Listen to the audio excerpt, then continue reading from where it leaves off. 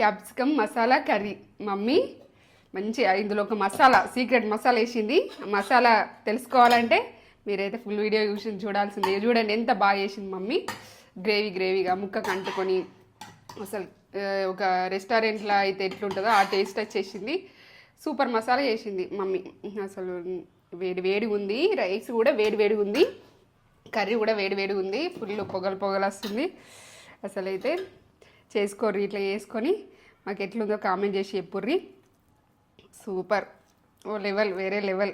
ఇది capsicum masala curry అంటే mummy బాగా చేసింది. నేను తిన్నా, చూపిస్తున్నా మీకు కూడా మళ్ళీ. అసలు ఇట్లా కలుపుకొని ఈ ముక్కు ఉంటుంది కదా, సూపర్, మొత్తం ఉడికిపోయింది. బాగుంది, కమ్మగా. మెయిన్ మసాలా ఇందులో